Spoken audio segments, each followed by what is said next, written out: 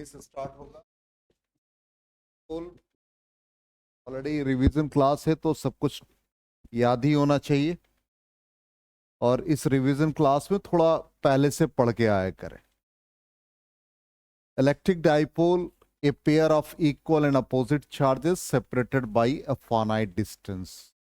दो इक्वल और opposite charge होगा और दोनों के बीच का एक फाइनाइट डिस्टेंस, जैसे यहां पर एक नेगेटिव चार्ज क्यू और पॉजिटिव चार्ज प्लस क्यू है। इन दोनों के बीच का एक फाइनाइट डिस्टेंस होता है। जो फाइनाइट डिस्टेंस हम लोग लेते हैं वो 2a लेते हैं।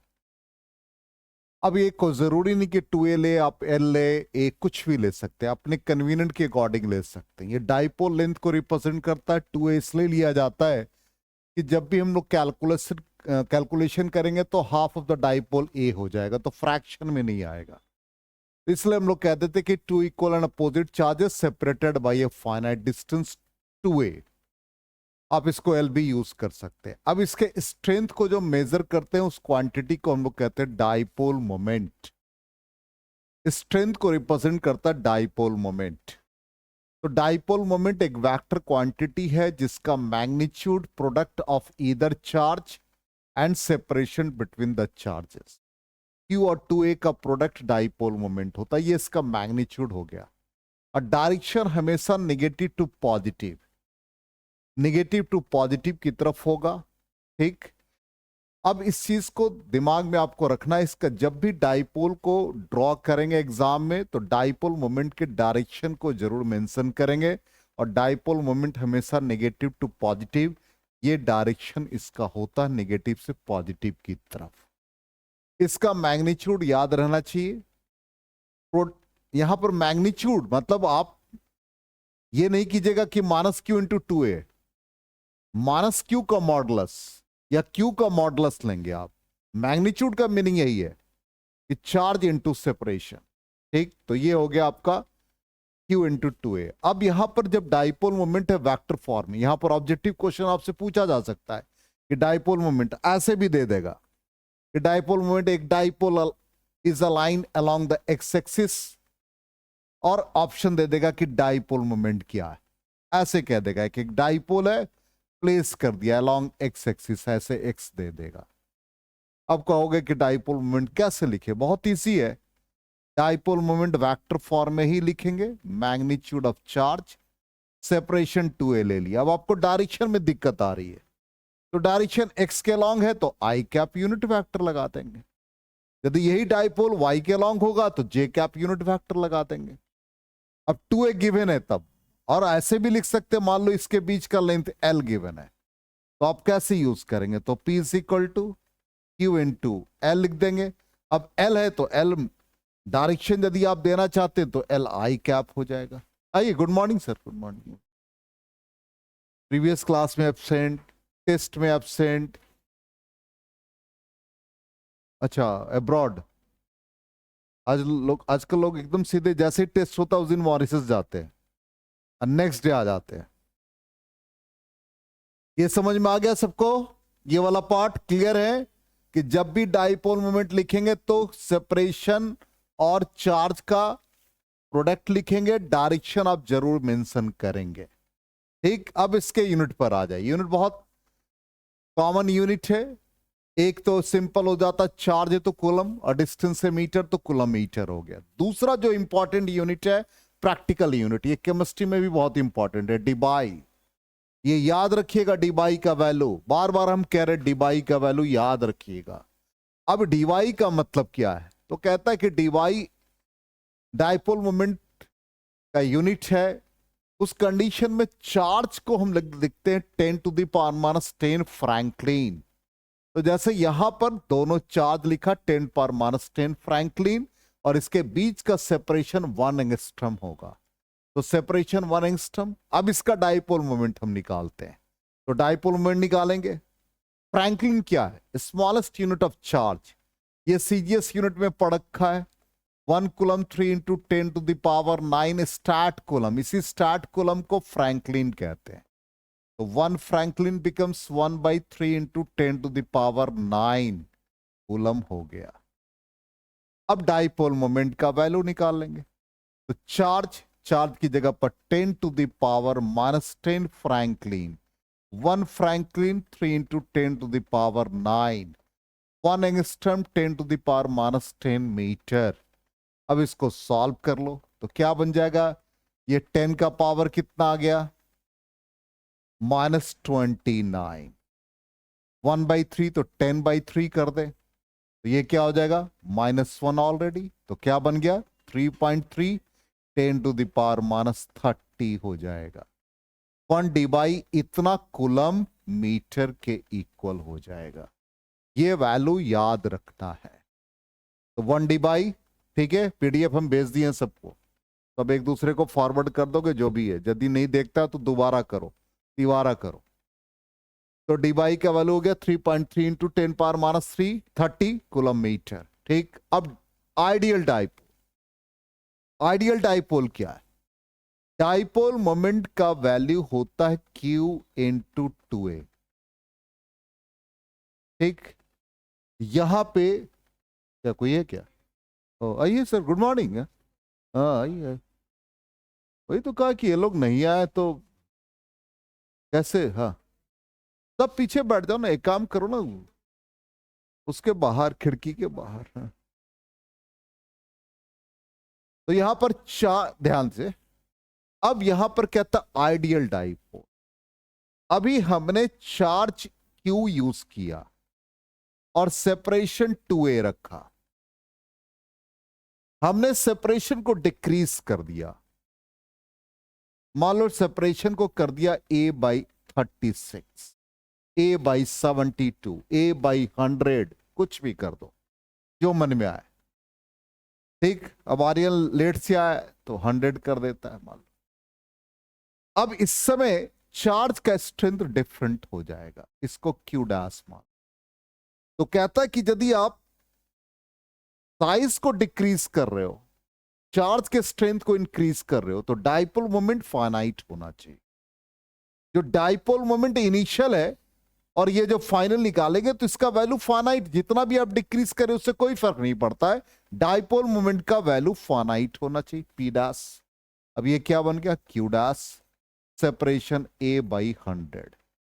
तो डाइपोल मोमेंट रिमेन सेम, तो यहां पर Q into 2a, Q dash a/100। क्या आ गया Q डैश, जल्दी से बता दो, 200 टाइम्स ऑफ इनिशियल। इसका मतलब जितने साइज को हम डिक्रीज करते जाए, 2a को डिक्रीज करते करते कहां तक ले गए भाई, डिक्रीज करके 0 टेंड्स टू 0, और चार्ज के स्ट्रेंथ को बढ़ाते गए कहां तक चला गया भाई, इंफिनिटी तक। तो दोनों का प्रोडक्ट ऐसा ना हो कि 0 इंटू इंफिनिटी आप कुछ और कर दे, ये फाइनाइट ही होगा। 0 इंटू इंफिनिटी नहीं है, टेंड्स टू इंफिनिटी है, नॉट एग्जैक्टली इंफिनिटी। इसका मतलब क्या है कि चार्ज की स्ट्रेंथ को हम बढ़ाते जा रहे हैं। तो ऐसा डाइपोल जिसका साइज स्मॉलर हो और चार्ज लार्जर हो, जिससे कि डाइपोल मोमेंट का एक फाइनाइट वैल्यू मिल जाए, इसी को हम लोग आइडियल डाइपोल कहते हैं। तो जितने भी इंडिविजुअल एटम्स और मॉलिक्यूल्स हैं वो आइडियल डाइपोल्स की तरह बिहेव करते हैं। आगे समझ में। अब नेक्स्ट पार्ट है, जैसे डाइपोल मोमेंट आपको फाइंड करने के लिए दे दिया जाए, कहा कि डाइपोल मोमेंट ऐसा है, एक डाइपोल -2q, क्यू फॉर्म कर रहा है, एक -2q, तो ऐसे तो डाइपोल नहीं बनेगा। कहां से आ रहे, शिकागो से आ रहे क्या है, कहां था तुम है, यस। इसका डाइपोल मोमेंट कैसे निकलेगा बताओ, -2q है, तो ऐसा एक डाइपोल बन जाएगा -q + q। इससे रिलेटेड यहां पर हम लोग बस थोड़ा सा डायग्राम को चेंज कर दिए, ऐसा हो गया, दोनों का लेंथ L। इसका मतलब ये -q और +q एक डाइपोल बनाया, ये -q + q एक डाइपोल बनाया। इसका डाइपोल मोमेंट इधर हो गया P1, इसका डाइपोल मोमेंट P2 हो गया, दोनों के बीच 90 डिग्री। तो क्या बन जाएगा, resultant dipole moment is equal to P1² + P2²। और दोनों का डाइपोल मोमेंट सेम है तो 2p1 स्क्वायर कर दो या 2p कर दो, तो finally P R is equal to क्या बन गया, √2p। √2p का मतलब √2 टाइम्स चार्ज इनटू सेपरेशन, तो √2q इनटू l इसका रिजल्ट आ जाएगा। तो देख लेते हैं रिजल्ट हमारा √2ql आ। नेक्स्ट ऐसा सिस्टम दे दे, कहता है इसका डाइपोल मोमेंट निकालो, यहां भी डाइपोल फॉर्म करते, तो एक -q से +q एक डाइपोल मोमेंट बनेगा, इसका डायरेक्शन ये हो गया। -q से +q एक डाइपोल मोमेंट बनेगा, ये इक्विलेटरल ट्रायंगल है 60 डिग्री, ये भी 60 डिग्री हो गया। इसका मतलब नेट डाइपोल मोमेंट क्या हो गया, p1 square plus p2 square plus 2p1 p2 cos 60 degree. दोनों सबका डाइपोल मोमेंट सेम, चूंकि लेंथ भी सेम दे रखा है, तो ये 2p स्क्वायर cos 60 डिग्री 1/2, तो ये बन गया 2p square plus p square 3p square बन गया। तो resultant dipole moment becomes √3p, और p का मतलब charge into separation, separation l है, तो फाइनली √3ql आ गया। क्लियर? तो इसका भी रिजल्ट √3ql। अब आ जाए ये डाइपोल्स रिलेटेड जो भी टॉपिक था हमने पढ़ा, अब यहां पर इलेक्ट्रिक फील्ड निकालेंगे ड्यू टू डाइपोल। तो पहला कंडीशन कहता at the mid point of the line joining it's two charges, तो मिड पॉइंट पर हमको निकालना है। यहां पर पी पॉइंट एक मिड पॉइंट है और डाइपोल मोमेंट का डायरेक्शन तो आपको मेंशन करना ही है, और रिजल्टेंट फील्ड हम लोगों को निकालना है पी पॉइंट पर, यहां पर मिड पॉइंट पर। तो इसको हम ए चार्ज एज्यूम कर ले, इसको बी, और यहां पर ये पी। तो जहां भी फील्ड निकालते हैं एक यूनिट पॉजिटिव टेस्ट चार्ज को प्लेस करते हैं। इन दोनों के बीच में अट्रैक्शन हुआ तो ये फील्ड जो बना due to -q charge E1। इन दोनों में रिपल्सन हुआ तो डायरेक्शन रेडियली आउटवर्ड, तो E2 हो गया। इसका मतलब रिजल्टेंट फील्ड बन गया E1 + E2। और electric field due to a point charge, हम यहां पर K यूज कर रहे हैं 1/4πε0 के लिए, Q डिवाइडेड बाई डिस्टेंस जो भी है तो a² हो जाएगा, क्योंकि यहां पर हाफ ऑफ द डाइपोल ये काम करेगा। यदि हमको E1 लिखना है तो K हो गया, Q हो गया, डिस्टेंस a बन गया। दूसरे वाले के लिए KQ, ये भी डिस्टेंस a हो गया, तो फाइनली ये आ जाएगा K2Q/a² हो गया। अब इसको आप कांस्टेंट ऑफ प्रोपोर्शनलिटी का वैल्यू सब्स्टिट्यूट कर दो, तो इस फॉर्म में आ गया रिजल्टेंट इलेक्ट्रिक फील्ड। लेकिन अब यहां पर आपसे डायरेक्शन देखना है, तो डाइपोल मोमेंट का डायरेक्शन इसके अलोंग है, और नेट फील्ड E1 + E2 का direction opposite to the dipole moment, तो ये हम लोग E वेक्टर लगा देंगे और डाइपोल मोमेंट को एक यूनिट वेक्टर लगा के माइनस डायरेक्शन दे देंगे। अब क्वेश्चन हमारा ये पूछा जाएगा यहां पर कि name the situation in which resultant electric field is anti-parallel to the dipole moment। तो सिचुएशन का नाम यही लिखेगा कि at the mid point of the line joining the two charges।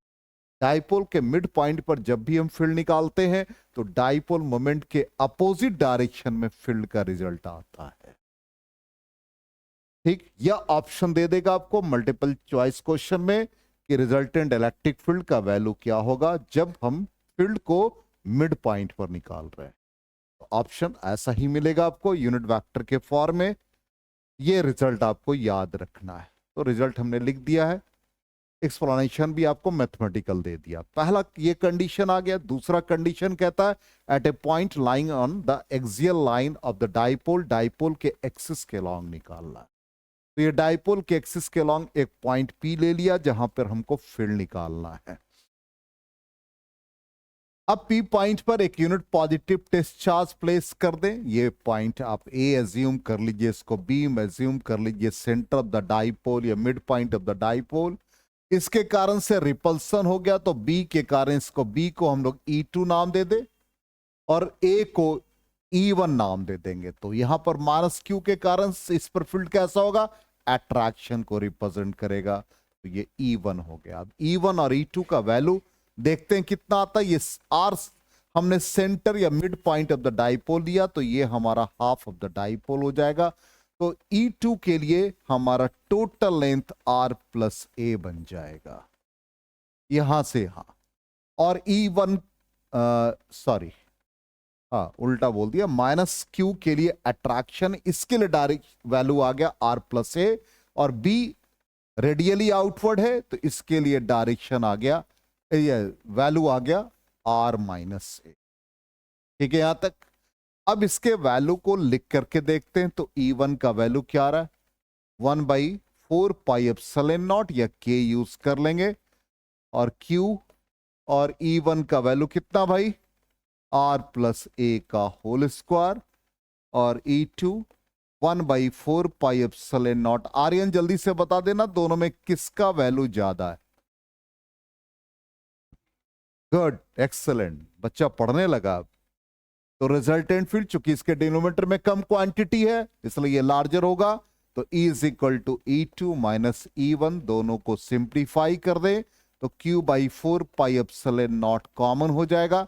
बातचीत नहीं, R माइनस ए का होल स्क्वायर, R प्लस ए का होल स्क्वायर। डेरिवेशन छोड़िएगा नहीं, खासतौर पर बिहार बोर्ड वाले, हाँ हम बार बार कह रहे हैं। तो Q/4 पाई एप्सिलॉन नॉट, यहां एलसीएम क्या बन जाएगा, a minus B into A plus B का होल स्क्वायर, तो A square minus B square हो गया, तो ये आ जाएगा R square minus A square का होल स्क्वायर। यहां पर एकदम ऐसा ही कैलकुलेशन होना चाहिए कि पेन कहीं नहीं रुके, तो ये आ जाएगा के आप लिख दो, या Q/4 पाई एप्सिलॉन नॉट को कैरी कर दो। अब यहां पर देखो ध्यान से, स्क्वायर वाला टर्म कैंसिल हो जाएगा, तो 2RA बचेगा, 2RA पॉजिटिव हो जाएगा तो 4RA बच जाएगा, divided by R square minus A square का होल स्क्वायर हो गया। अब इसमें से हम लोग 2 को बाहर निकाल दे, Q इंटू 2A एक साथ ले ले, और ये R बचा, divided by 4 pi epsilon not R square minus A square का होल स्क्वायर हो गया। ठीक, अब इसमें से Q इंटू 2A क्या बन गया, डाइपोल मोमेंट बन गया। तो डाइपोल मोमेंट जब बनेगा तो इस कंडीशन में क्या रिजल्ट आ जाएगा, तो रिजल्टेंट फील्ड क्या बन गया, Q/4 पाई एप्सिलॉन नॉट, ऊपर आ गया 2PR divided by R square minus A square का होल स्क्वायर। यहां तक तो रिजल्ट आ गया, लेकिन डाइपोल मोमेंट के फॉर्म में जब हम लिखे और वेक्टर के फॉर्म में लिखना होगा, तो ये कंडीशन हमको देखना पड़ेगा कि R much larger than A। इस कंडीशन में ए स्क्वायर को हम नेग्लेक्ट कर देते हैं, तो electric field becomes Q/4 pi epsilon not 2P R by, नीचे क्या होगा, R का पावर 4 बन जाएगा, तो रिजल्टेंट फील्ड क्या हो गया, Q/4 पाई एप्सिलॉन नॉट, ये 2P/R क्यूब, और वेक्टर फॉर्म में आ जाए तो रिजल्टेंट फील्ड का डायरेक्शन देखो किधर है, इस डायरेक्शन में, चूंकि E2 लार्जर देन E1 था, तभी तो E2 माइनस E1 किया। इस कंडीशन में रिजल्टेंट फील्ड किधर चला गया, डाइपोल मोमेंट के डायरेक्शन के अलोंग।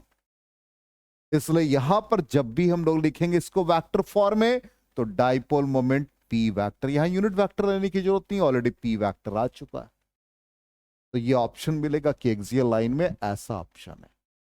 या name the situation in which resultant field is parallel to the dipole moment, तो आंसर आ जाएगा electric field on the axial line. ठीक, अलोंग द एक्सिस जब भी आएगा तो फील्ड का वैल्यू या फील्ड का डायरेक्शन डाइपोल मोमेंट के डायरेक्शन के अलोंग आ गया। वेक्टर फॉर्म में यही चीज यूज करना है। अब नेक्स्ट आ जाए हमारा परपेंडिकुलर बाइसेक्टर, जिसको इक्वेटोरियल लाइन कहते हैं। बिल्कुल परपेंडिकुलर बाइसेक्टर पे हम लोग फील्ड को निकालेंगे P पॉइंट पर। ठीक, कंडीशन वही है कि हम यहां से फिर वैसे ही मिड पॉइंट से R डिस्टेंस ले लेंगे और यहीं पर हम लोगों को फील्ड निकालना है। ठीक है, तो यूनिट पॉजिटिव टेस्ट चार्ज, चलो फील्ड यहां पर रेडियली इनवर्ड, इसको हम A को 1 ले रहे हैं हर कंडीशन में, ये B को 2 ले रहे हैं, तो रेडियली आउटवर्ड ये डायरेक्शन हो गया, तो ये बन गया E2। अब दो फील्ड डिफरेंट एंगल पर है, तो देखना पड़ेगा कि E1 और E2 का वैल्यू सेम है या नहीं। यदि सेम होगा तभी इक्वली बाइसेक्ट करेगा। तो E1 का वैल्यू चेक करके देखते के क्यू, डिस्टेंस तो बन जाएगा हाइपोटेन्यूज, तो ये हमारा हाफ ऑफ द डाइपोल। तो ये वाला पार्ट कितना हो गया, under root R square plus A square हो जाएगा। इसका मतलब डिनोमिनेटर में ये quantity R square plus A square हो गया। चलिए E2 भी चेक करते हैं, तो ये भी डायगोनल को ही हाइपोटेन्यूज को रिप्रेजेंट कर रहा है डिस्टेंस, तो दोनों का वैल्यू सेम है। E1 और E2 दोनों का मैग्नीट्यूड सेम, इसलिए ये इक्वली बाइसेक्ट करेगा। तो ये भी एंगल थीटा, ये भी थीटा हो गया। अब E1 का कंपोनेंट E1 cos थीटा हो गया और इधर का कंपोनेंट E1 sin थीटा। इसी तरह से E2 के कंपोनेंट इस डायरेक्शन में E2 cos थीटा और इस डायरेक्शन में E2 sin theta. Magnitude same है, तो E1 sin theta, E2 sin theta equal and opposite, anti parallel to each other, एक दूसरे को कैंसिल कर दिया। तो रिजल्टेंट फील्ड क्या हो गया भाई, E1 cos थीटा और E2 cos थीटा, दोनों का सम, दोनों का स्ट्रेंथ सेम है, तो हम इसको 2E1 cos थीटा लिख देंगे। अब E1 का वैल्यू हमारे पास क्या हो गया, 1/4 pi epsilon naught Q divided by R square plus A square हो गया। अब cos थीटा, ये एंगल थीटा तो ये भी थीटा होगा, cos का मतलब बेस बाई हाइपोटेन्यूज, तो ये a upon under root R square plus A square means power half हो गया। तो इसको सॉल्व करेंगे तो ये 1/4 पाई एप्सिलॉन नॉट, न्यूमरेटर में q और ये 2 है तो q इंटू 2a, डिनोमिनेटर में क्वांटिटी आ गया R square plus A square to the power 3/2, ये बन गया dipole moment 4 pi epsilon naught R square plus A square to the power 3/2। फिर कंडीशन वही ले लेंगे, रिजल्टेंट फील्ड जब निकाल लिया तो कंडीशन वही है कि आर मच ग्रेटर देन ए, तो ए स्क्वायर को नेग्लेक्ट कर देंगे। तो रिजल्टेंट फील्ड का वैल्यू क्या आ गया, 1/4 pi epsilon naught P by R cube. अब यहां पर देखते हैं क्या कंडीशन है भाई, तो डाइपोल मोमेंट का डायरेक्शन ये है और फील्ड हमारा रिजल्टेंट इस डायरेक्शन में है, तो अपोजिट है, इसलिए यहां पर हम लोग वेक्टर जब यूज करेंगे तो -p वेक्टर लगा देंगे, ये कंडीशन आ जाएगा। अब एक और रिजल्ट जो दिमाग में आपको रखना है कि E एक्सियल का value 1/4 pi epsilon not 2p/r cube आया था, और E इक्वेटोरियल का रिजल्ट जो आया 1/4 pi epsilon not p/r cube है। तो दोनों का रेशियो आपको याद रखना है, एक्सियल बाई इक्वेटोरियल का वैल्यू 2:1 होता है, ये भी याद रखना है। रिजल्ट जब भी पढ़े तो पूरे टॉपिक को कंप्लीट करके पढ़ा करें। तो ये रिजल्ट आ गया और रिजल्ट हमने लिख भी दिया, डाइपोल मोमेंट का डायरेक्शन और फील्ड का डायरेक्शन अपोजिट है, नेगेटिव साइन। तो डाइपोल का ये वाला पार्ट कंप्लीट हुआ जिसमें फील्ड निकालने का था। अब डाइपोल को हम लोग यूनिफॉर्म फील्ड में रखेंगे और टॉर्क और पोटेंशियल एनर्जी फाइंड करेंगे। तो electric dipole in uniform electric field, ये डाइपोल है, डाइपोल मोमेंट P और इसका फील्ड का डायरेक्शन यूनिफॉर्म है और ये एंगल थीटा फॉर्म कर रहा है। तो ऑलरेडी हम जान रहे हैं कि जब डाइपोल को आप प्लेस कर रहे हैं तो एक फोर्स एक्ट करेगा पॉजिटिव चार्ज पर और एक फोर्स नेगेटिव चार्ज पे। पॉजिटिव वाला चार्ज क्या करेगा, डाइपोल को फील्ड के लॉन्ग अलाइन करने की कोशिश करेगा और नेगेटिव पर जो फोर्स लगेगा वो anti parallel to the field, जिसके कारण से इन दोनों पर अलग अलग फोर्स लगेगा। पॉजिटिव पर QE लग गया और इस पर -QE लग गया, एंटी पैरेलल, मतलब एंटी पैरेलल तो नहीं कह सकते, यहां पर सिंपली अपोजिट कह देते हैं। अब ये दोनों का हम वैल्यू निकाल करके देखते हैं, तो force due to positive charge QE और force due to negative charge -QE, दोनों को ऐड करते हैं तो रिजल्टेंट फोर्स 0 आता है। ठीक, अब ये रिजल्टेंट फोर्स 0 किधर आया, अलोंग द डाइपोल F1 लगा या in the field, anti parallel to the field, ये दोनों क्या है, ट्रांसलेटरी है। तो फोर्स का वैल्यू 0 आ गया ट्रांसलेटरी मोशन में, लीनियरली तो नेट फोर्स 0, इसका मतलब ट्रांसलेटरी मोशन नहीं होगा। बार बार क्या करेगा, इसको अलाइन करने की कोशिश करेगा, ये बार बार क्या करेगा, इसको अपोजिट टू द फील्ड लाएगा। इसका मतलब इसमें एक टर्निंग इफेक्ट आएगा। टर्निंग इफेक्ट जब भी आता है तो ये दोनों फोर्स मिलकर के क्या करेंगे, कपल फॉर्म करेंगे, और कपल से क्या निकलेगा, टॉर्क। कपल और टॉर्क में बेसिक डिफरेंस है, पहले भी क्लास में बताया था। टॉर्क का मतलब होता है एक एक्सटर्नली अप्लाइड और दूसरा रिएक्शनरी। कपल में दोनों एक्सटर्नली अप्लाइड है, ये दोनों एक्सटर्नली अप्लाइड। ऐसा नहीं कि डाइपोल में ऐसा सिस्टम बना हुआ है कि ये फोर्स लगा तो ऐसे, हमारे ऐसे हाथ में मान लो कि हम सिंपल एक बॉल को ट्विस्ट करते हैं तो ऐसा तो नहीं कि थंब मूव करता तो अपने आप दोनों फिंगर भी मूव करता है, दोनों एक्सटर्नली अप्लाइड है। तो कपल है, कपल से टॉर्क निकलेगा, तो इससे टॉर्क हम लोग निकालेंगे। ठीक, अब टॉर्क निकालने के लिए क्या करेंगे, फोर्स पर परपेंडिकुलर डिस्टेंस चाहिए, तो परपेंडिकुलर डिस्टेंस हम लोग ड्रॉ करेंगे।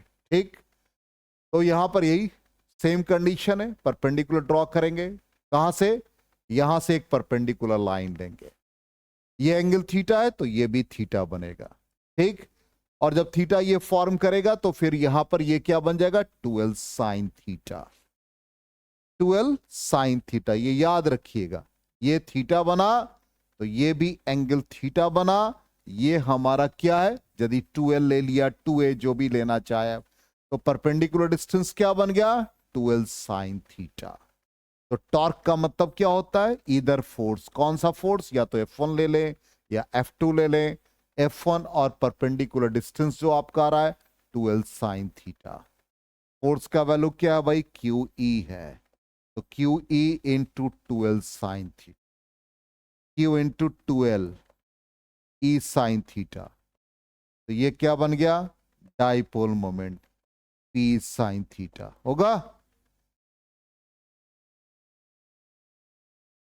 अब यहां पर ये torque is equal to P sine theta, तो it is the cross product of dipole moment and electric field.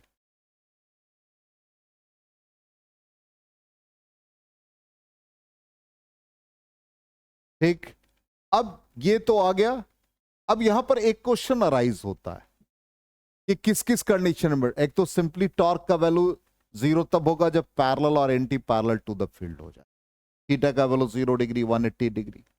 Torque का वैल्यू मैक्सिमम कब होगा, जब थीटा का वैल्यू 90 डिग्री। ठीक, ये तो नॉर्मल सिचुएशन। दूसरा कंडीशन पूछ सकता है कि टॉर्क का डायरेक्शन क्या होगा। ठीक, टॉर्क का डायरेक्शन, तो ये तो हमने डाइपोल मोमेंट निकाल दिया, बल चलो P क्रॉस E आ गया। तो टॉर्क का डायरेक्शन पहले देखो, डाइपोल मोमेंट किधर एक्ट कर रहा है। टॉर्क का डायरेक्शन सिखा रखा आपको प्रीवियस क्लास में, डाइपोल मोमेंट का ये डायरेक्शन है। सबसे पहले तो आप लोग एक्सिस, बहुत लोग अभी भी एक्सिस नहीं समझ पाते हैं। ये एक्स होता है, एक्स डैश होता है, ये वाई, वाई डैश। अभी पूछते देखो बता देता है सर। आर्यन जेड डैश किधर लिखेंगे, इधर या इधर, ये जेड एक्सिस को रिप्रेजेंट कर रहा है। अब हमको बताओ जेड डैश किधर लिखेंगे। गुड, अव्वल दर्जे के आप बेवकूफ हैं। हाँ तो नीचे ही है, ऊपर। अरे कितनी बार सिखा रखा है कि जो डायरेक्शन टुवर्ड्स ऑब्जर्वर आता है पॉजिटिव होता है। तो ये वाला एरो टुवर्ड्स ऑब्जर्वर, ऑब्जर्वर इधर है, ये एरो जब लोगे तो अवे फ्रॉम द ऑब्जर्वर, तो निगेटिव आ गया। हाँ वही बोल रहे थे, इनको आता सब कुछ, वो तो बस इन्हीं के मार्गदर्शन में हम पढ़ा रहे हैं। तो अब डाइपोल में देखो हो गया, डाइपोल मोमेंट का डायरेक्शन किधर चला गया, निगेटिव जेड की तरफ। ठीक, डाइपोल मोमेंट हो गया। इलेक्ट्रिक फील्ड का डायरेक्शन किधर, एक्स के तरफ। ठीक, रिजल्टेंट क्या है, P क्रॉस E। तो डाइपोल मोमेंट का डायरेक्शन निगेटिव जेड मतलब माइनस के cap. Electric field I cap, के क्रॉस I क्या देता है, J विद नेगेटिव साइन। इसका मतलब टॉर्क का direction towards negative Y axis हो जाएगा। इसलिए टॉर्क हमेशा याद रखेगा इस फॉर्म में, टॉर्क का direction towards negative Y axis. Clear, तो ये हो गया यूनिफॉर्म फील्ड। अब देखो क्वेश्चन कैसा रहेगा, ऐसा ही क्वेश्चन आपको मिलेगा to obtain the expression for the torque experienced by an electric dipole of dipole moment P in a uniform electric field E. What will happen if the field were non-uniform? Non-uniform इसके just बाद हम लोग देखते हैं. दूसरा question, electric dipole is kept in a uniform electric field. Derive an expression for the net torque acting on it and write its direction. ठीक, state the condition. जब stable equilibrium, theta का value 0 को stable equilibrium कहते हैं field के direction में, और theta का वैल्यू 180 डिग्री हो जाए तो अनस्टेबल इक्विलिब्रियम. तो दोनों कंडीशन में टॉर्क का वैल्यू 0 हो जाए. आगे समझ में क्वेश्चन का पैटर्न. अब आ जाए ये वाला पार्ट सेकंड रह गया, नॉन यूनिफॉर्म. तो नॉन यूनिफॉर्म इलेक्ट्रिक फील्ड में रखते हैं. तो फील्ड यूनिफॉर्म था भाई, तो यूनिफॉर्म का मतलब बिल्कुल इक्विडिस्टेंट, मैग्नीट्यूड डायरेक्शन सेम. अब यहां पर डायरेक्शन और मैग्नीट्यूड को अलग कर दिया. देखो यहां अलग मैग्नीट्यूड, यहां अलग. यहां फील्ड क्या है, नजदीक है, तो फील्ड स्ट्रॉन्गर, और यहां दूर वीकर हो गया. ठीक, अब यहां पर इस पर फोर्स कितना लगेगा, फील्ड के डायरेक्शन में क्यू ई लग गया. यहां के फील्ड को हमने, यहां के फील्ड को ई मान लिया. यहां थोड़ा सा और माइनस भी ले सकते, प्लस भी ले सकते हैं, क्योंकि हम लोग चेंज को बता रहे हैं. तो यहां का फील्ड अलग, यहां का फील्ड अलग. यहां के फील्ड को ई प्लस डेल्टा ई कर दिया. अब इस पर जो फोर्स लग रहा है opposite to the field minus Q E. इस पर जो फील्ड लग रहा है, फोर्स लग रहा है फील्ड के डायरेक्शन में, क्या बन जाएगा, Q E plus delta E. अब दोनों के वैल्यू को निकाल के देखते हैं कि नेट फोर्स कितना आता है. तो नेट फोर्स कितना आ गया भाई, minus Q E plus Q E plus delta E. यही आ गया नेट फोर्स. अब क्या बनेगा, ये माइनस क्यू ई, ये क्या बना, क्यू ई बना, ये क्या बना, Q delta E. Minus Q E plus Q E cancel हो गया, तो एफ इजिकल टू क्या बन गया, क्यू डेल्टा ई. अब यहां पर जो सबसे इंपॉर्टेंट पार्ट है, यहां का फील्ड ई है, यहां का field E plus delta E है. इसका मतलब यहां पर फील्ड इतने पार्ट के लिए इंक्रीज किया.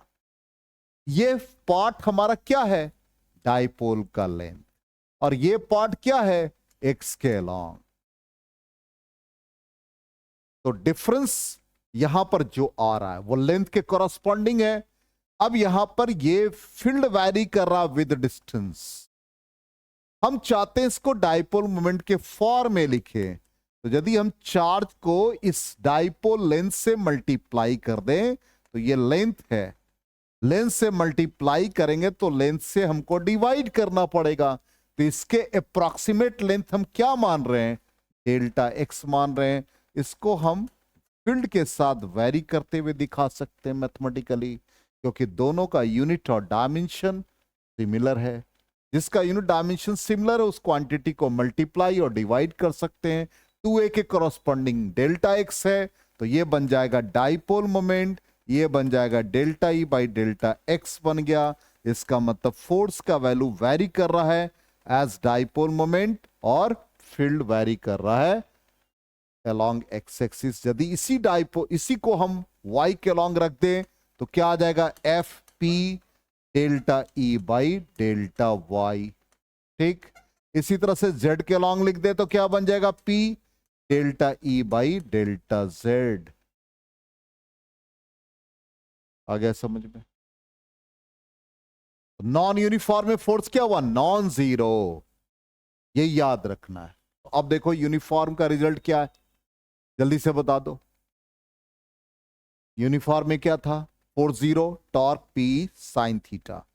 नॉन यूनिफॉर्म में फोर्स नॉन जीरो और टॉर्क जीरो और मे नॉट बी जीरो. अब आ जाए potential energy of dipole. Potential energy का मतलब क्या होता है आर्यन, हाँ हाँ, सिंपली आपसे कहा जाए what is potential energy of dipole. Simple है, जब भी अमाउंट ऑफ वर्क आप निकालते हैं जीरो एनर्जी से सम डिजायर्ड पोजीशन, उसी को हम पोटेंशियल एनर्जी कहते हैं. आप अपने घर में शांति पूर्वक बैठे हैं, हमारे आपके बीच का डिस्टेंस इनफाइनाइट है, पोटेंशियल एनर्जी जीरो, कोई वर्क डन नहीं हो रहा. लेकिन जैसे 7:30 बजा, आपकी इच्छा तो नहीं है फिजिक्स पढ़ने की, आप अपने इच्छा के विरुद्ध चलने लगे, तो एक एडिशनल वर्क किया, और ये जब वर्क करके आप आ जाएंगे हमारे फील्ड रीजन में, तो एक एडिशनल वर्क पोटेंशियल एनर्जी कहलाए। इसलिए जब भी कोई भी कंजर्वेटिव फोर्स रहेगा तो उसका amount of work potential energy के फॉर्म में स्टोर हो जाता है। यदि वो कंजर्वेटिव नहीं है तो कभी भी amount of work potential energy में नहीं आएगा। जैसे वर्क डन अगेंस्ट फ्रिक्शन, कभी भी वो पोटेंशियल एनर्जी के फॉर्म में स्टोर नहीं होगा। यहां पर इलेक्ट्रिक फोर्स कंजर्वेटिव फोर्स है तो amount of work potential energy में कन्वर्ट हो जाता है। इस चीज को दिमाग में आप बिठा के रखेंगे। तो ये डाइपोल है, फील्ड के साथ थीटा एंगल फॉर्म कर रहा है। अब इसको एक एडिशनल डी थीटा एंगल से हमने रोटेट कराया तो ऑब्वियसली इसमें टर्निंग इफेक्ट आया। तो टर्निंग इफेक्ट के कारण से क्या हुआ, एक एडिशनल अमाउंट ऑफ वर्क हुआ। अब यहां पर टर्निंग इफेक्ट, जब भी फोर्स में मोमेंट होगा या फोर्स लगाने से टर्निंग इफेक्ट होता तो फोर्स नहीं लिखते, टॉर्क लिखते हैं। सब पढ़ा हुआ है 11th में। तो टॉर्क लिखते तो अमाउंट ऑफ वर्क क्या बन गया भाई, torque into small angular displacement. ये क्या कहलाएगा, PE sine theta. D theta हो गया, नेट अमाउंट ऑफ वर्क क्या होगा, इंटीग्रेट कर देंगे थीटा 1 से थीटा 2, तो ये बन जाएगा PE sine theta D theta. यहां से पीई साइन थीटा का इंटीग्रेशन माइनस कॉस थीटा हो गया। थीटा 1 से थीटा 2, तो अमाउंट ऑफ वर्क क्या बताया था, नेगेटिव साइन को रिमूव करने का क्या मेथड सिखाया है, हम लोग लिमिट ऑफ इंटीग्रेशन को इंटरचेंज कर देंगे। तो लोअर वैल्यू लिख देंगे पहले और अपर को बाद में लिखेंगे। अब यहां पर हमको पोटेंशियल एनर्जी के फॉर्म में निकालना है। तो पहला जीरो एनर्जी पोजीशन कब आएगा, जब 90 डिग्री हो, और theta 2 theta some desired position.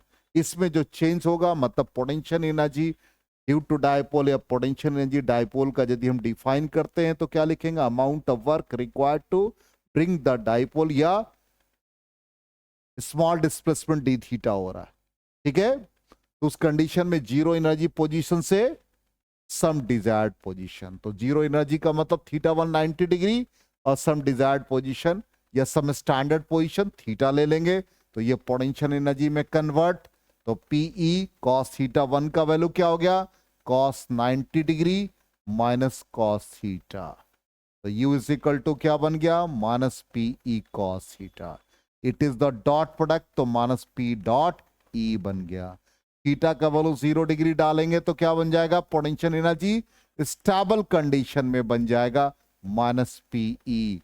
Theta का वैल्यू 180 डिग्री डालेंगे तो क्या बनेगा, 1 पोटेंशियल एनर्जी अनस्टेबल कंडीशन में पीई। यदि चेंज पूछेगा तो दोनों का चेंज जब निकालेंगे तो मैग्नीट्यूड के टर्म में 2p आएगा। आ गया समझ में।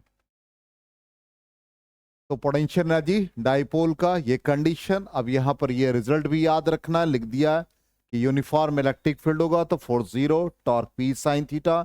नॉन यूनिफॉर्म इलेक्ट्रिक फील्ड होगा तो एफ नॉन जीरो और टॉर्क 0 और मे नॉट बी 0। ठीक, अब यहां पर क्वेश्चन इस फॉर्म में रह सकता है कि जैसे इलेक्ट्रिक डाइपोल है, दे रखा है लेंथ 4 सेंटीमीटर, जब इसका एक्सिस 60 डिग्री एंगल फॉर्म कर रहा है तो टॉर्क कितना हो रहा है, कैलकुलेट द पोटेंशियल एनर्जी। तो टॉर्क, इससे हम लोग क्या निकालेंगे, डाइपोल लेंथ है, एंगल दे रखा, टॉर्क दे रखा, तो डाइपोल मोमेंट निकाल लेंगे। तो पहला स्टेप लेकर के और फील्ड निकाल लेंगे। डाइपोल मोमेंट चार्ज दे रखा है क्या, एक मिनट देख लेते, क्वेश्चन हम कंप्लीट नहीं पढ़े थे। हाँ चार्ज दे रखा तो डाइपोल मोमेंट निकालने की जरूरत नहीं है, फील्ड निकाल लेंगे। और फील्ड निकाल करके पोटेंशियल एनर्जी का वैल्यू क्या होता है, माइनस पी कॉस थीटा। और क्या कहता है, कितना है, किस फील्ड कितना। अरे बातचीत क्यों कर रहे हो तुम लोग, बीच में बोलने लगते हो। एक्सपर्ट कमेंट्री, नवजोत सिंह सिद्धू को हटा दिया देखो। तो यहां पर सबसे पहले इलेक्ट्रिक फील्ड निकालेंगे तो torque by P sine theta हो गया। टॉर्क का वैल्यू दे रखा 4√3 और चार्ज का वैल्यू दे रखा 8 नैनो कूलम, तो 8 इंटू 10⁻⁹। और डाइपोल लेंथ का वैल्यू कितना दे रखा, 4 सेंटीमीटर, 4 इंटू 10⁻²। और साइन थीटा का वैल्यू डाल देंगे तो ये आ जाएगा। तो पोटेंशियल एनर्जी क्या आ जाएगा, minus PE cos theta value डाल दो, ऐसे ही क्वेश्चन मिलेगा आप। चलिए नेक्स्ट आ जाए, time period of oscillation of dipole. ये बहुत इंपॉर्टेंट है कि जैसे मान लो कि एक डाइपोल को हम फील्ड रीजन में रख देते हैं, जब ये एक एंगुलर डिस्प्लेसमेंट थीटा क्रिएट करता है तो टर्निंग इफेक्ट, तो टॉर्क प्रोड्यूस होगा, और इस टॉर्क से आप इसके टाइम पीरियड को निकाल सकते हैं। क्या टाइम पीरियड ऑफ ऑसिलेशन होगा, तो टॉर्क अभी जस्ट पड़ा पीई साइन थीटा, ये रीस्टोरिंग टॉर्क होगा माइनस पीई साइन थीटा, और एंगुलर डिस्प्लेसमेंट स्मॉलर होगा तभी एसएचएम होगा, तो torque is equal to minus PE theta, और टॉर्क को क्या लिखते हैं आई अल्फा, तो माइनस पीई थीटा हो गया, alpha is equal to minus PE by I theta, और अल्फा को हम लोग लिख देते हैं minus omega square theta, some standard equation of simple harmonic motion, और इससे कंपेयर करें तो omega square is equal to PE by I, then omega is equal to under root PE by I, और ओमेगा को लिखते हैं 2 pi by time period under root PE by I, then time period becomes 2 pi I by PE. I moment of inertia का value कितना होगा, जल्दी से बता दो। हाँ, मोमेंट ऑफ इनर्शिया का वैल्यू कैसे निकालते हैं, अरे ये सिंपल डाइपोल है, अब इसका एक्सिस ऑफ रोटेशन ये, तो डाइपोल का लेंथ कितना ले रहे हो 2a, तो ये क्या बन गया a, यहां का मास m, यहां का मास m, ये डिस्टेंस a आ गया। मोमेंट ऑफ इनर्शिया कैसा क्वांटिटी, टेंसर, हमेशा ऐड होता है, इसलिए i इज इक्वल टू क्या बन गया I1 प्लस I2, तो ये ma स्क्वायर इस पार्ट के लिए, और दूसरे वाले पार्ट के लिए ma स्क्वायर, तो फाइनली क्या हो जाएगा 2ma स्क्वायर हो जाएगा। खैर बोर्ड में तो आपसे सिर्फ डेरिवेशन पूछेगा, इससे रिलेटेड प्रॉब्लम उतना एंट्रेंस पॉइंट ऑफ व्यू से, ठीक है। लिख भी दिया मोमेंट ऑफ इनर्शिया का वैल्यू, देखिए सारा काम हम कर दे रहे हैं, बस आपको पढ़ना है और लिख देना है, बाकी तो नोट्स हम बना ही दिए, सब कुछ कर दी, 90% काम तो हम कर ही दिए। मोमेंट ऑफ इनर्शिया क्या होता है, summation M R square, mass into square of the distance from the axis of rotation. हाँ, कितना टाइम हो गया, अच्छा थोड़ा सा, अब यहां पर चार्ज का डिस्ट्रीब्यूशन, कंटिन्यूअस चार्ज डिस्ट्रीब्यूशन, थोड़ा सा ये पार्ट प्लस का हम लोग नेक्स्ट क्लास में कर लेंगे, प्लस के एक साथ गॉस थ्योरम में कर। तो कंटिन्यूअस चार्ज डिस्ट्रीब्यूशन, तो पहला चार्ज का डिस्ट्रीब्यूशन लीनियर चार्ज डिस्ट्रीब्यूशन, जिसके लिए हम लोग लैम्डा यूज करते हैं चार्ज पर यूनिट लेंथ। तो जैसे मान लो ऐसा कंडीशन दे दिया कि कोई रॉड है, इस पर चार्ज का डिस्ट्रीब्यूशन, एक सर्कुलर लूप है जिस पर चार्ज का डिस्ट्रीब्यूशन, इसके लिए linear charge density lambda use करेंगे चार्ज पर यूनिट लेंथ। तो फोर्स हम लोग निकालते हैं इस फॉर्म में। तो फोर्स कैसे निकालते हैं, मान लो कि यहां पर सिंपली इसके नियर बाई एक चार्ज Q है, और यहां से ये रॉड है जिसका यहां से डिस्टेंस हम एज्यूम कर ले L, और इस पे जो एलिमेंट्री चार्ज है इसको dq मान लें, तो लैम्डा इज इक्वल टू क्या बनता है, चार्ज पर यूनिट लेंथ, इसके लिए elementary charge dq by dl। इसका मतलब dq का वैल्यू कितना बन गया, लैम्डा dl। तो दोनों के बीच जब फोर्स निकालेंगे तो 1/4 पाई एप्सिलॉन नॉट, ये चार्ज q और ये चार्ज dq और डिस्टेंस r स्क्वायर, तो ये बन गया 1/4 पाई एप्सिलॉन नॉट q और dq का value lambda dl by r square. तो नेट फोर्स निकालेंगे तो इसको हम इंटीग्रेट कर देंगे 1/4 pi epsilon naught q lambda dl by r square हो जाए। एलिमेंट्री चार्ज लेकर के हम लोग इसको सॉल्व कर सकते, तो ये पहला लीनियर चार्ज डिस्ट्रीब्यूशन हो गया। दूसरा कहता है सरफेस चार्ज डिस्ट्रीब्यूशन, जिसके लिए सिग्मा टर्म यूज करेंगे। तो जैसे मान लो कि यहां पर एक सिंपल एक प्लेन शीट हो जिस पर चार्ज प्लस दे रखा हो, और एक हमारा एक डिस्क हो जिस पर सरफेस चार्ज डेंसिटी सिग्मा, तो सिग्मा क्या बन जाएगा dq बाई da, तो सिग्मा da आ जाएगा dq की जगह पर, इसको रिप्लेस करेगा सिग्मा da या ds। इसी तरह से third condition volume charge distribution. Volume charge distribution में जैसे एक सॉलिड स्फीयर है, इस पे चार्ज का डिस्ट्रीब्यूशन है, तो इससे हम लोग डी क्यू क्या निकालेंगे, रो डीवी। और ये क्या डी क्यू की जगह पर रिप्लेस करके क्या बन जाएगा, रो डीवी। आगे समझ में। तो ये चार्ज डिस्ट्रीब्यूशन हो गया। अब इससे रिलेटेड जैसे सिंपल क्वेश्चन दे देता है, एक पॉइंट चार्ज का ये Q है और यहां से ये रॉड है जिसका लेंथ L है, दोनों के बीच का फोर्स निकालने के लिए, तो फोर्स आप इजीली निकाल सकते हो। यहां एक एलिमेंट्री चार्ज हम x डिस्टेंस पर एज्यूम कर ले, यहां से x डिस्टेंस पर, और एलिमेंट्री चार्ज के लिए लेंथ dx लिख ले। यहां पर चार्ज क्या हो गया, dq। क्या बात मत करो। और dq का मतलब क्या होगा, total charge by total length into elementary length, या इसको लेमडा dx भी कह सकते। तो दोनों के बीच का फोर्स निकालो और फिर इसको इंटीग्रेट कर दो। यहां चार्ज है और यहां इसका डिस्टेंस d, और हायर लिमिट हमारा d प्लस एल हो जाएगा। तो ये आ गया 1/4 πε0। एक चार्ज q है और dq का वैल्यू क्या आ गया, q by L D x divided by x square हो जाएगा। k q by L 1/x square का इंटीग्रेशन -1/x हो जाएगा। ठीक, तो d प्लस एल हो गया। ये बन गया k q बाई एल हो गया, और ये क्या होगा, lower limit minus upper limit, क्योंकि माइनस साइन है इसलिए हमने उल्टा कर दिया, limit of integration divide by L हो गया। नुमरेटर में d plus L minus D divided by D into D plus L हो गया। तो फाइनली d और d कट जाएंगे, ये l भी कट जाएगा, तो क्या बन जाएगा, k q divided by D into D plus L. तो यही हमारा आंसर आ जाना चाहिए। तो ये आंसर हमारा इसी फॉर्म में है। नेक्स्ट क्वेश्चन, एक और लास्ट क्वेश्चन देख लेते हैं। अब ये कहता है कि चार्ज वायर का लेंथ दे रखा है L और एक्स एक्सिस के अलोंग अलाइन है, जिसमें चार्ज डेंसिटी लेमडा दे रखा है। डिटरमाइन द टोटल चार्ज, यही फिगर हमारा है। कहता है इस पर कितना टोटल चार्ज है। तो बहुत इजी है, चार्ज को हम लोग कैसे निकालते हैं, अभी जस्ट पढ़ा, D Q is equal to, जल्दी से बता दो, D Q is equal to lambda D L. तो लेमडा डी एक्स हो जाएगा, तो ये ए एक्स स्क्वायर हो गया, डी एक्स हो गया। तो डी क्यू का मतलब इंटीग्रेशन कर देंगे, तो ए एक्स स्क्वायर डी एक्स हो गया। कहां से कहां तक, 0 टू एल हो जाएगा। एक्स क्यूब बाई 3 आ जाएगा इसका इंटीग्रेशन। इसका मतलब क्या बन गया, ये ए और ये एल क्यूब बाई 3, तो ए एल क्यूब बाई 3 बन जाएगा इसका नेट चार्ज। देख लेते हैं आंसर हमारा क्या है, यही आ गया। अच्छा, क्यू निकालना था ना, तो एल बाई 3 आ रहा है ना, आ गया समझ में। इस पर एक सर्कुलर लूप का है, वो कर लीजिएगा, तो नेक्स्ट क्लास में हम लोग फ्लश करेंगे। ठीक है, आने के लिए बहुत बहुत धन्यवाद आप लोगों का।